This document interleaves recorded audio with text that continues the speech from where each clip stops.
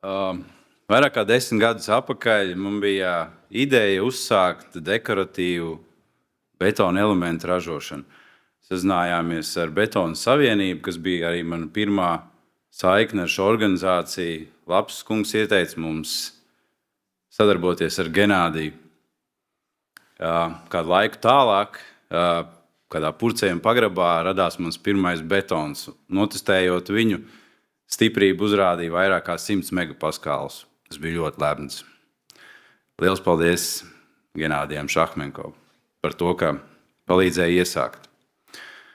Pēc gadiem 4-5 es nolēmu uzsākt savu dzelzbetonu biznesu un atvēru uzņēmumu Prefabrika. Mani sauc Osvalds, es esmu uzņēmuma Prefabrika īpašnieks un vadītājs. Un noslēdzot šo sesijas sadaļu, mēģināšu nedaudz vienkāršā valodā pastāstīt, ko mēs darām un kā mēs ikdienā darām, lai samazinātu CO2 nospiedumu un pastīties to caur to prizmu, kāda tagad ir Latvijā. Šodien daudz ir runāts par to, ka CO2, kas tas ir, kā tas ietekmē, kur tas rodās, un par to ir daudz pateikts, daudz labāk aiz to varētu jebkad izdarīt. Latvijā vēl joprojām valda uzskats, ka CO2 un viss ar šīm zaļajām lietām saistītās problēmas, tas ir tikai izmaksas un tas ir kaut kur tur prom.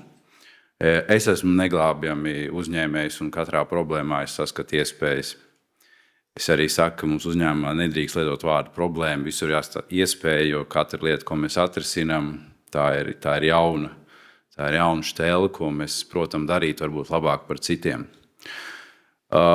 Ir patiesi prieks, ka ir atbraukuši ārzemju kolēģi pastāstīt par savu praksi, un man ir arī prieks, ka mēs runājam par šīm lietām, nevis kā viņas apiet, bet kā pārņemt un kā identificēt sevi ar to pasauli, kurā vērtības ir daudz labākas. Es gribu saviem bērniem atstāt tīrāku vietu, nekā viņi ir tagad, ar sakārtotām teritorijām, ar sakārtotiem karjeriem, mežiem un labāku vidi, nekā viņi bija tagad. Un neko nedarot, mēs neko nesasniegsim. Tāpat arī ir svarīgi atzīme par šo te Green Deal, par to, kā šie te maksājumi beigsies, kas nozīmē, ka mums jebkurā gadījumā kaut kas ir jādara.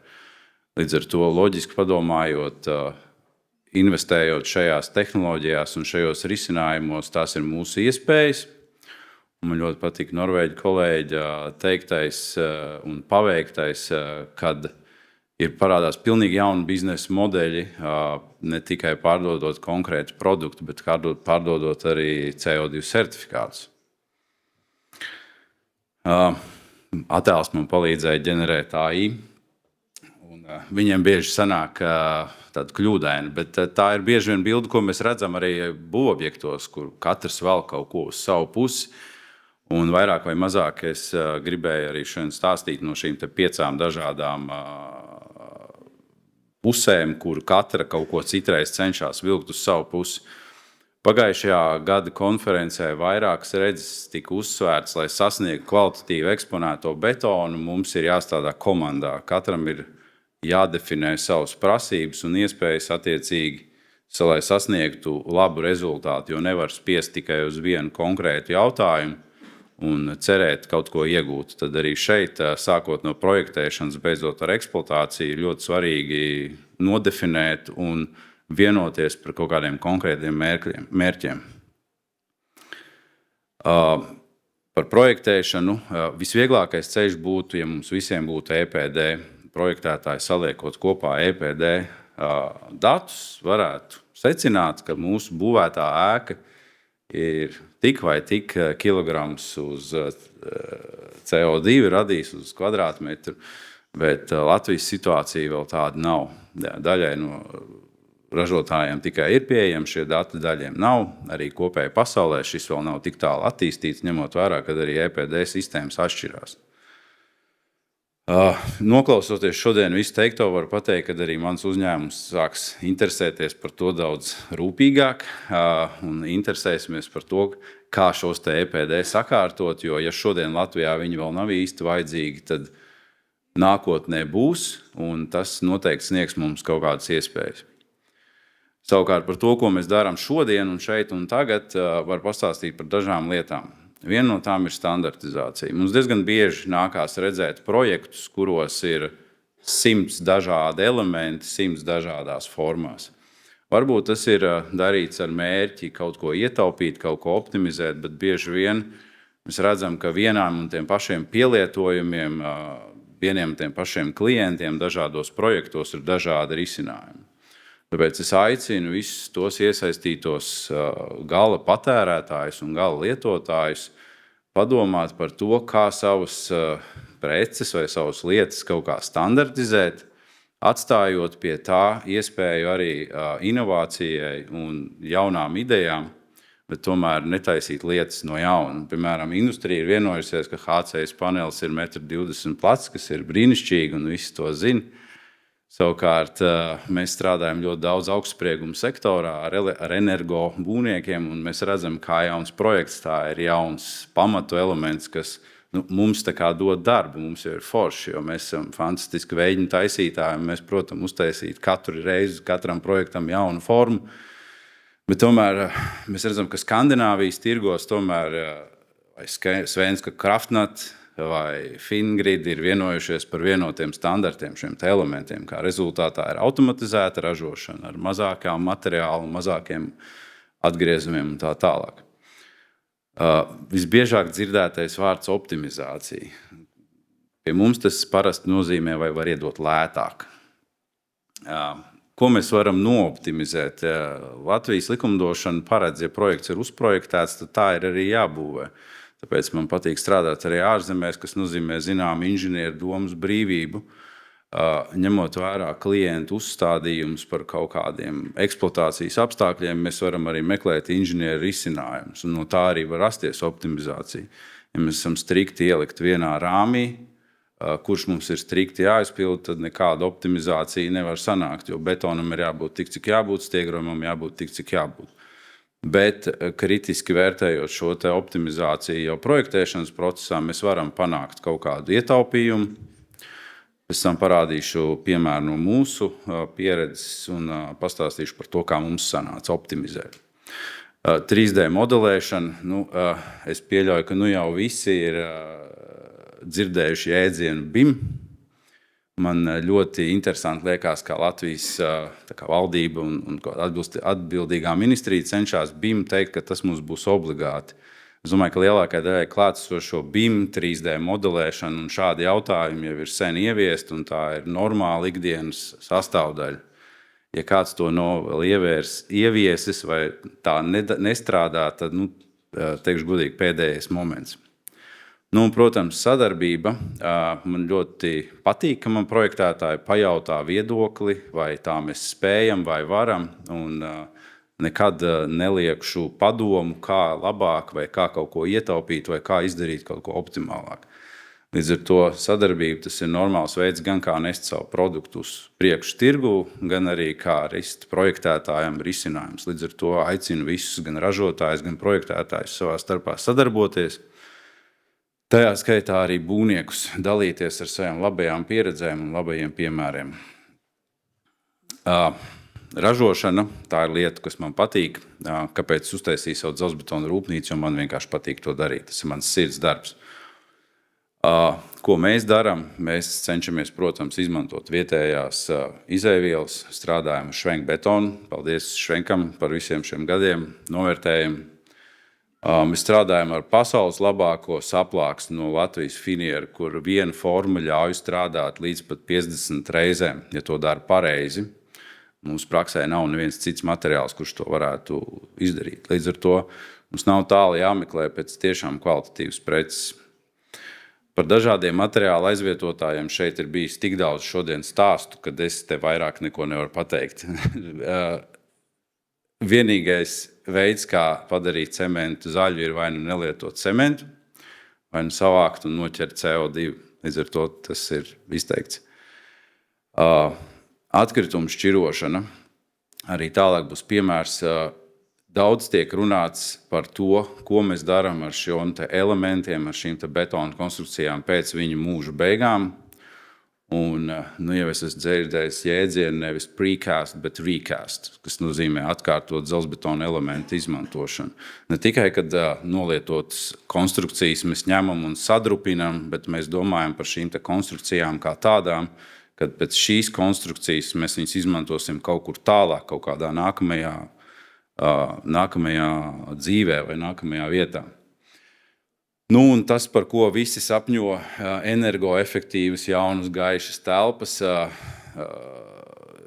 vēl šodien lasīju, ka netik bieži notiek tas, ka tiek uzbūvēta jauna un energoefektīva rūpnīca. Apsveicu MB ar savu neseno jauno rūpnīcu, un tas ir tie foršie piemēri, kur mēs varam padarīt šo ražošanu zaļāku ar daudzām jaunām tehnoloģijām. Es vēlētos, lai visiem būtu spējas un iespējas, un katram būtu dots strādāt jaunās un zaļās telpās. Transports un montāža. Mums ir bijuši vairāki projekti, kur šim ir bijis būtiska nozīme. Visi. Katrā projektā mēs strādājam pie tā, lai izstrādātu optimizētu kravu plānu un nevestu liekas kravas. Tajā skaitā veicot elementu dizainu, ja tas ir iespējams, mēs skatāmies veidot tā, lai šie elementi pirmkārt ietilptu normālā standarta kravā, otrkārt nebūtu tukšas tonnas uz kravas. Un trešais, bieži vien nākās kravā ņemt varbūt kaut kādus elementus, kas nav paredzēti montāžai konkrētā brīdī, bet tas atkal samazina šo tukšo kravu apjomu. Protams, ļoti svarīgi ir operatīva un kvalitatīva montāžas plānošana, un ar to es domāju, ka te viss ir kārtībā. Latvijā mēs esam ļoti ieinteresēti netērēt lieku eiro, līdz ar to mūsu tirgus ir ļoti, ļoti sakārtots tajā ziņā, un tas pats ir arī ar Skandināviju. Tad, teiksim, es ticu, ka šī lieta diezgan labi strādā. Un par pagaidu konstrukcijām tā ir tāda lieta, kad katrs montāžnieks vai katrs ražotājs ir izstrādājis kaut kādus savus pagaidu elementus, un tās ir lietas, kas man vienmēr ļoti interesējuši, šīs montāžas, aprīkojumi, uzstādīšana, kā optimizēt gan pacelšanas mehānismus, gan uzglabāšanas mehānismus, respektīvi šīs lietas, kā pareizi taisīt un pareizi ar viņām menedžēt. Tam ir būtiska nozīme, lai nebūtu atkal lieki reisi un lieki izdevumi un liekas kustības būvlaukumā. Un, protams, nemazāk svarīgs faktors par eksploatāciju. Kolēģi no Zviedrijas teica par ilgmūžību, ka ja mēs plānojam 50 gadu ēku, vai tiešām pēc 50 gadiem mēs viņu jauksim nost, un tieši tā vajadzētu arī skatīties uz tām lietām. Savulaik dzīvoja Hrušovkā, kur bija plānot uz 25 gadiem. Pēc 25 gadiem viņi pateica, ka vēl uz 25 gadiem, un viņi stāvēs vēl 25 gadus, lai gan neviens to nebija plānojis. Attiecīgi, varbūt darot savu darbu un domājot par to, ir jādomā, ka šīs lietas, ko mēs darām, un tas ir betons, viņš stāvēs ilgāk par 25 gadiem. Zema apkope. Te var daudzas lietas teikt. Mēs esam vairāk šo skatījušies, kā teiksim, no hidroizolācijas risinājuma izbūves, no korekti pārklājumi vai korekti tāpat salturības klase. Bieži nākās saskarties ar nepilnu izpratni par XF klašu lietošanu elementiem. Un tad mums jābūt tiem, kas spēj saviem klientiem paskaidrot, ko nozīmē XF, kas ir salturība, kas ir de-icing aģentu izmantošana. Un ļoti svarīgi saprast šīs lietas no klienta, lai nebūtu tā, ka elementi vai konstrukcijas, ko mēs ražojam, salīdzinoši īsā laikā, kādos eksploatācijas apstākļos tiek sabojāti vai iet bojā. Un, protams, eksploatācija, ko es arī teicu, atkārtot izmantošanu, kas ir tās lietas, ko mēs ar to darām pēc tam, tādā veidā eksploatējot šo preci vēlreiz. Neviena kārtīga prezentācija nav bez kaut kādas motivējošas lietas. šeit izmantoja Rocky Balboa, ka katrs čempions reiz bija dalībnieks, kurš nepadevās. Un tāpat mums arī jāskatās par šo CO2 jautājumu. Mēs nevaram šeit teikt nē. Šīs lietas neievērošana būs klājīga ignorance no mūsu puses. Un, mēs nevaram skatīties no sava mazā tirgus ar saviem mazajiem kašķiem un mazajiem untumiem un ignorēt šos jautājumus un viņus neievērot. Līdz ar to mums ir jāiet uz priekšu. Es arī šodien dzirdēju kaut kādus stāstus, kur kaut kas līdz galam nav sanācis. Un nestoties uz to, mums jāiet uz priekšu un uz šo mērķi jāvirzās. Mums jāpadara betons par zaļu materiālu, un to, es domāju, ka visi kopā mēs varam. Nu, un tad noslēgumam neliels piemērs no mūsu darba. Pagājušā gadā mēs aizsardzības ministrijai taisījām konstrukcijas priekš robežas aizsardzības, un te bija perfekts piemērs, kur izzinot klientu prasības, mēs varējām optimizēt projektu. Pirmām kārtām mums tika nodefinētas kaut kādas pamatu prasības, un sadarbībā ar projektētājiem, veicot 3D projektēšanu, mēs optimizējām stiegrojumu, es varētu teikt, līdz pēdējam gramam. Tur tika viss sakārtots tā, lai tur nekā lieka nebūtu. Operatīvi tika izveidota vēju sistēma, ņemot vērā projekta apjomu, ātro piegādi, jo situācija ir tāda, kāda ir. Vēji tika veidota no saplākšņa, un tika pieņemts lēmums šos elementus ražot nevis Rīgā, kur atrodas mana ražotne, bet Daugavpilī. Šis viens lēmums noveda pie vairākām lietām. Mēs gan varējām attīstīt jaunu rūpnīcu vietā, kur viņas nav, palīdzēt vietējai ekonomikai, bet viens no tādiem CO2 impaktiem bija tas, ka mēs ietaupījām 100,000 kilometru braukšanu, kas ir 2,5 reizes tā fūra būtu apbraukusi apkārt zemeslodē, ja viņi būtu vedusi tos mūsu zobus. Ja. 100,000 kilometri aptuveni ir 100,000 eiro, ko mēs varējām ietaupīt arī no publiskās naudas. Līdz ar to šajā projektā, lai gan elements ir vienkāršs, mēs spējām atrast gan finansiāli, gan arī CO2 tajā pašā laikā ietaupījumu. Kā redzams, strādā. Es gan ļoti ceru, ka viņi nekad nebūs jāizmanto. Ja nu kāds grib parunāt par betonu, lūk man kontakti. Paldies, man sauc Osvalds un dodamies kafijas pauzē. Paldies!